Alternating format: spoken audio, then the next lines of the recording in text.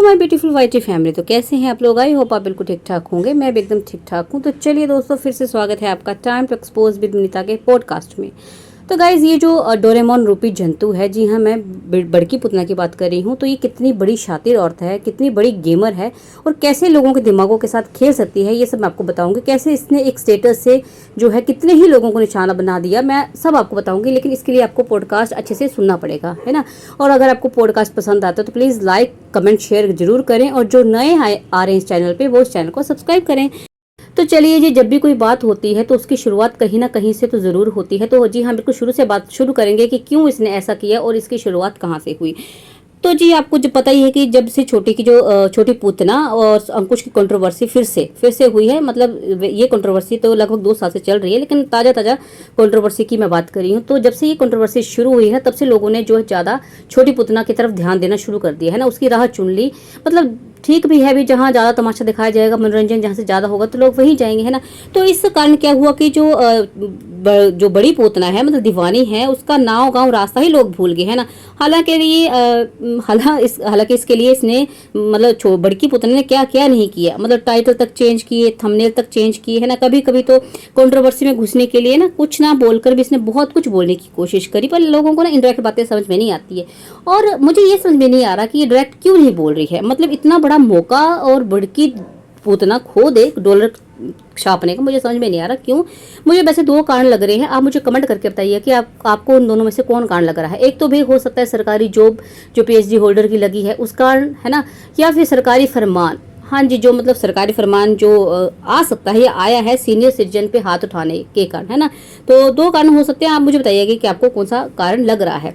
चलिए, जब से मतलब ये कंट्रोवर्सी स्टार्ट हुई है तब से मतलब कई लोगों ने पढ़ के, जैसे पीपड़ है उसने भी अच्छी खासी कमाई की, है ना। कई बार बीच में घुसता रहे से उसकी आदत ही है कि भाई बहनों के तमाशे दिखाकर कमाना, है ना। और बहन इस मतलब पीपड़ की बात क्या करूं, मैं तो कहूँगी पूरा डिजिटल ही ऐसा ही है। मतलब ये लोग जो है ना एक दूसरे का तमाशा बनाकर कमाने से बिल्कुल बाज नहीं आते। जब भी मौका मिलता है तो ज़रूर कमाते हैं, है ना। तो जी चलिए, छोड़िए पीपड़ को, बात कर लेते हैं बड़की पूतना की। तो भाई बड़की पूतना को जब लगा कि इनडायरेक्ट ऐसे मतलब कोई स्कोप नहीं बचा है कंट्रोवर्सी में घुसने का, तो उसने सोचा क्यों ना कोई अपना ही राग छेड़ लिया जाए, क्यों ना कुछ ऐसी मतलब बात शुरू कर दी जाए जिससे कंट्रोवर्सी भी क्रिएट हो, है ना। और मतलब व्यूज आना भी शुरू हो जाए।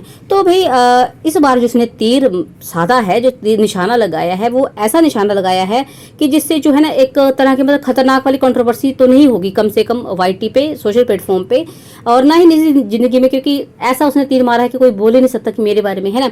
बट ये है कि हाँ, लोगों के दिमागों के साथ कहीं ना कहीं उसने खेलने की जरूर कोशिश की है, स्पेशली टीरू वालों के दिमागों के साथ। मतलब टीरू वालों को तो अभी से मच्छर जो है लड़ने शुरू हो गए होंगे, अभी से सोचना शुरू हो गया, और भाग भाग के जाके बोलना भी शुरू हो गया होगा कि जी क्या हुआ, कौन है ऐसा कमबख्त जिसने तुमको ऐसा बोला। और एक बात ना मैं आपको बताते चलूं कि ये कोई बड़ी बात नहीं थी। मतलब कोई समझदार इंसान होता तो उसके लिए पॉजिटिव ही मैसेज होता। हालांकि अगर आपको लगता है कि बड़की पूतना को भी इससे कोई फर्क पड़ा, तो नहीं, इसको कोई फर्क नहीं पड़ा, क्योंकि ये जो स्टेटस है वो 11 अप्रैल का डाला गया है ना। तो अगर इसको प्रॉब्लम होती तो बात तभी शुरू हो जाती, किस्सा तभी शुरू हो जाता। हालांकि इसको ना तो स्टेटस से कोई फर्क पड़ा है, ना किसी रिश्तेदार के बोलने से कोई फर्क पड़ता है, चाहे वो रिश्तेदार इसके मुंह पे ही आके क्यों ना बोल दे, ये वहां से भी हूं करके निकल जाएगी, इसको कोई फर्क नहीं पड़ेगा, है ना।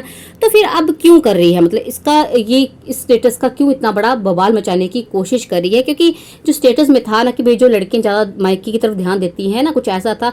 तो भाई ये बात तो इसको सोशल प्लेटफॉर्म पे भी कई लोग बोलते आ रहे हैं कब से कि तुम भाई मायके में पड़ी रहती हो, जाके मायके पे ज्यादा ध्यान देती हो, सास ससुर का कुछ नहीं करती है। तो तब क्यों नहीं, मतलब तब तो उसने कभी ध्यान ही नहीं दिया, तब तो उसको इसका कहने का मतलब होता है कि उसको फर्क नहीं पड़ता। तो अब क्यों। और वैसे भी देखिए, अब कौन सा ऐसा समाज है या कौन सी ऐसी लड़की है जो अपने मायके वालों के लिए कुछ नहीं करती, है ना। हर लड़की कहीं ना कहीं कुछ ना कुछ जरूर करती है मायके वालों के लिए। और आप आज की डेट में मुझे नहीं लगता कोई ऐसा ससुराल है जो मना करता हो कि बहू तू अपने मायके वालों के लिए कुछ ना करे, है ना। तो जो मैं आपको मतलब समझाती हूँ कितना पॉजिटिव मैसेज था इस स्टेटस में, वो आपको बताती हूँ। और इस अकल की अंधी को भी थोड़ा समझाती हूँ कि स्टेटस क्या था कि जो लड़कियां हद से ज्यादा ध्यान जो है मायके की तरफ देती है, ज्यादा ध्यान मायके की तरफ देती है, वहां महाभारत होना निश्चित है। जी हाँ, ध्यान से सुनिएगा, ज्यादा ध्यान ज़्यादा ध्यान से मतलब है कि ऐसा नहीं कि आप कुछ कर नहीं सकती या अपने मायके वालों के लिए कुछ करती नहीं, ऐसा कुछ नहीं था। ज़्यादा ध्यान से मतलब था कि ज़्यादा इंटरफेरेंस करती है, मतलब जैसे भाई भाभी के बीच या आपकी मदर जो किसी की सास है, सास बहू के बीच, ननद भाभी जो भी है ना। तो ये बात तो सिर्फ मायके में ही नहीं, ससुराल में भी लागू होती है। ससुराल में भी जेठानी, जेठ, देवर, देवरानी, ननंद है ना, सास ससुर सब होते हैं। अगर वहाँ भी आप ज़रूरत से ज़्यादा इंटरफेयर करोगे, ज़रूरत से ज़्यादा ध्यान दोगे, मतलब घुसोगे, तो वहाँ भी महाभारत होना निश्चित है। और ये इसी को कहते हैं जी बैलेंस बना के चलना, है ना, कि जहाँ आपकी ज़रूरत है वहाँ पे आपकी मौजूदगी चाहिए, वहाँ आपका होना ज़रूरी है। फिर चाहे वो मायके की ज़रूरत हो, चाहे वो ससुराल की ज़रूरत हो, है ना। तो बैलेंस बना के जो चलते हैं उन्हीं को भी एक समझदार औरत कहा जाता है। और हम समझदारी की उम्मीद खैर हम इससे नहीं कर सकते हैं, क्योंकि कितना बैलेंस ये लोग बना के रखते हैं ना, ये हम सबके सामने। तो देखा आप लोगों ने कितना पॉजिटिव मैसेज था इस स्टेटस में, है ना। पर चलिए ये तो बंदी मतलब जो बड़की पुतना क्या कहूँ, ये तो पूरा टब्बर ही नेगेटिव टब्बर है, ये नेगेटिविटी फैलाने में माहिर है। इनको पॉजिटिविटी कभी समझ नहीं आएगी और इसको समझना भी नहीं था, इसका मतलब ही नहीं था कोई स्टेटस से। इस स्टेटस के थ्रू इसने बहुत से लोगों को निशाना बनाया है और मैं बताती हूँ आपको किस किस को इसने निशाना बनाया है। तो बातों बातों ने बड़की पूतना ने बताया कि कैसे इसकी शादी का आधा खर्चा जो दंगल लैंड वाले यानी कि इसके मायके वालों ने उठाया और आधा खर्चा इसके ससुराल वालों ने। तो मुझे समझ में नहीं आया कि इस टाइम इस बात को उठाने का क्या मतलब था। जी हाँ, मतलब था, क्योंकि बातों ही बातों में ये बात जो है वो सुना रही थी दुपट्टा वालों को, मतलब दुपट्टा फैमिली को और दुपट्टा को। क्योंकि दुपट्टा जो है ना वो इसके पूरी फैमिली के जो ब्लॉग्स देखता है, तो कहीं ना कहीं इसने क्लियर कर दिया भाई आधा खर्चा तुम दोगे और आधा खर्चा, हालांकि आधे खर्चे के बहाने ये पूरा खर्चा ही दुपट्टा फैमिली से निकलवाएंगे ये बात भी क्लियर है। अब मुझे ये बात समझ में नहीं आ रही है कि अचानक से ये जो बकासुर टाइप का ससुर था वो इतना अच्छा कैसे हो गया, कि क्योंकि कहीं ना कहीं इसने इनडायरेक्ट वे में हमेशा ससुर की बुराई ही की है। ये वही ससुर है ना जिसकी वजह से इसकी जो बेस्ट फ्रेंड टाइप की जो सास है वो घूमने नहीं जा पाती है कहीं भी।